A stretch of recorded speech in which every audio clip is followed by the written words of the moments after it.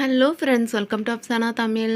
Friends வாங்க, இன்றைக்கி restaurant style ஈஸியான சிக்கன் கிரேவி ரெசிபி பார்த்தலாம். அதுக்கு பெரிய வெங்காயம் 2 வெங்காயம் எடுத்து இது போல் கட் பண்ணி எடுத்திருக்கேன். 2 டேபிள் ஸ்பூன் இஞ்சி பூண்டு விழுது எடுத்திருக்கேன்.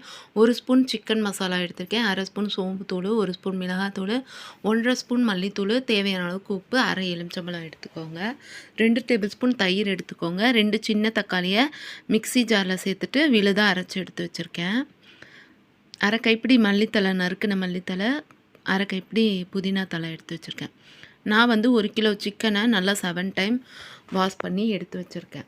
நான் ஏற்கனவே சட்டியில் 1/4 கப்புக்கும் கொஞ்சம் அதிகமாகவே எண்ணெய் ஊற்றி வச்சுருக்கேன். இப்போ எண்ணெய் நல்லா சூடாகட்டும். 2 பெரிய வெங்காயம் எடுத்திருக்கேன் நான் கட் பண்ணி. ரொம்ப சின்னதாகவும் இல்லாமல் ரொம்ப பெருசாகவும் இல்லாமல் நடுத்தரமாக கட் பண்ணி எடுத்திருக்கேன்.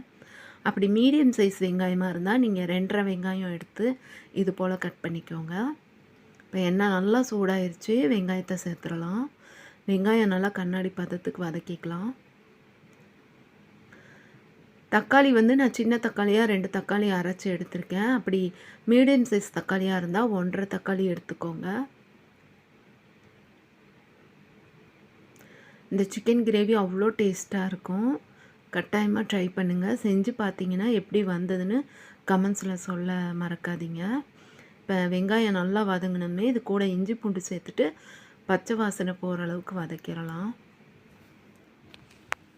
வியூவர்ஸ் யாராவது நம்ம சேனலை சப்ஸ்கிரைப் பண்ணாமல் பார்க்குறவங்களா இருந்தால் ப்ளீஸ் சப்ஸ்கிரைப் பண்ணிக்கோங்க. நம்ம சேனலில் நிறைய சிக்கன் கிரேவி ரெசிபிலாம் போட்டிருக்கோம், செக் பண்ணி பாருங்கள். எல்லாமே சூப்பராக இருக்கும். இது போல் நான் நல்லா வதக்கிட்டேன்.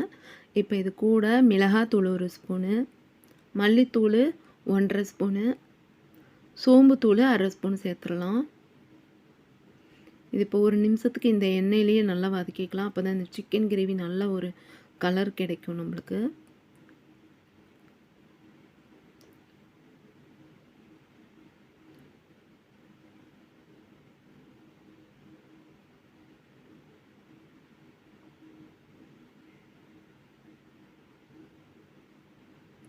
இப்போ இது கூட நம்ம 7 டைம் வாஷ் பண்ணி எடுத்து வச்சுருக்க சிக்கனை சேர்த்துடலாம்.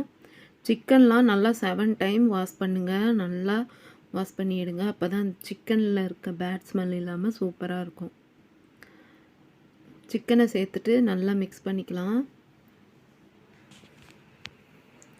நல்லா ஒரு 5 நிமிஷத்துக்கு நல்லா இந்த எண்ணெயிலே நம்ம வதக்கணும் சிக்கனை.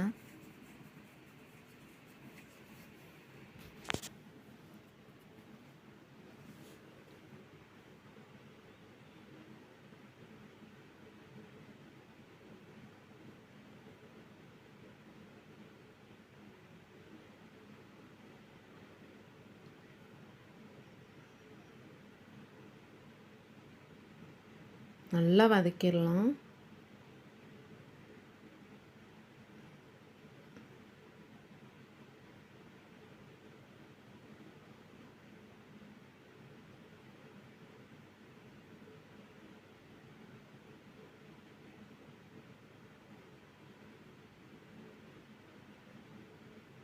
இப்போ இது கூட புதினா தலையும் மல்லித்தலையும் சேர்த்துக்கலாம்.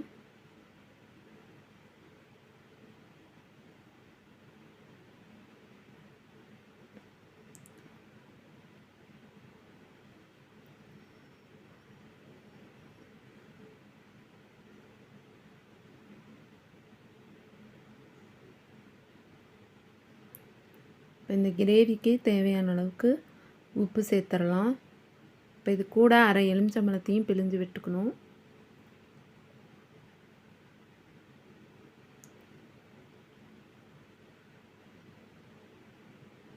இது இப்போ லைட்டாக நம்ம வதக்கிடலாம்.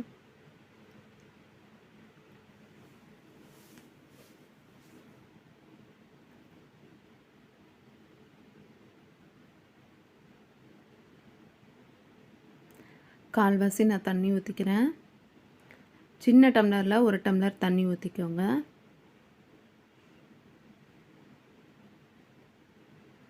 தண்ணி ஊற்றிட்டு மிக்ஸ் பண்ணி மூடி வச்சிடலாம்.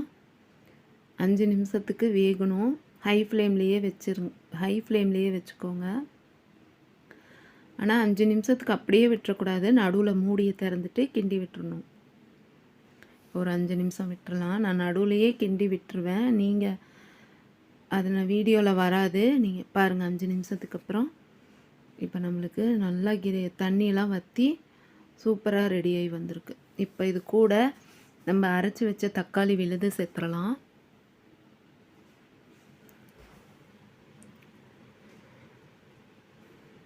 தயிரும் சேர்த்துக்கிறேன், 2 டேபிள் ஸ்பூன் தயிர். இது இப்போ லைட்டாக மிக்ஸ் பண்ணிடலாம்.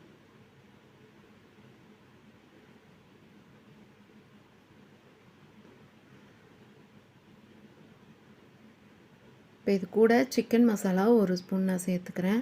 அப்படி சிக்கன் மசாலா இல்லைன்னா கறி மசால் தூள் கூட ஆட் பண்ணிக்கோங்க, 1 ஸ்பூனு. இப்போ இது போல் நல்லா மிக்ஸ் பண்ணிவிட்டு அகெயின் ஒரு 5 நிமிஷத்துக்கு மூடி வச்சிடலாம். ஆனால் நீங்கள் நடுவுலையே மூடியை திறந்துட்டு கிண்டி விட்டுறணும்.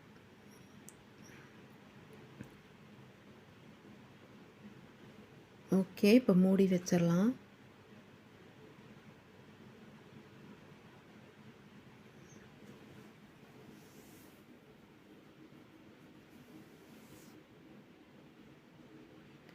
இப்போ நான் 5 நிமிஷத்துக்கு நடுவுலையே இப்போ நான் மூடியை திறந்துட்டு ஒரு தடவை கிண்டி விட்டுறேன்.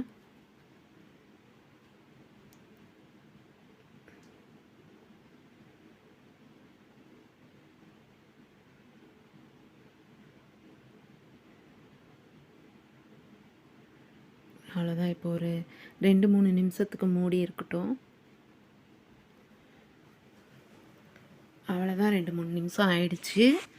இப்போ நம்ம எடுத்துடலாம். அவ்வளோதான், ஸ்டவ் ஆஃப் பண்ணிவிட்டு நம்ம மிக்ஸ் பண்ணிவிட்டு எடுத்துடலாம். இருக்கிற கொஞ்சம் மல்லித்தலையும் தூவி விட்டுட்டு இறக்கிடலாம்.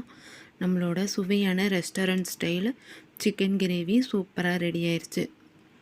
ரெசிபி பிடிச்சிருந்தா வீடியோக்கு லைக் கொடுக்க மறந்துடாதீங்க. அவ்வளோ டேஸ்ட்டாக இருக்கும் இந்த ரெசிபி. ட்ரை பண்ணிங்கன்னா எப்படி இருக்குன்னு கமெண்ட்ஸில் சொல்ல மறக்காதீங்க. அவ்வளோதான், சூப்பராக ரெடி ஆயிடுச்சு.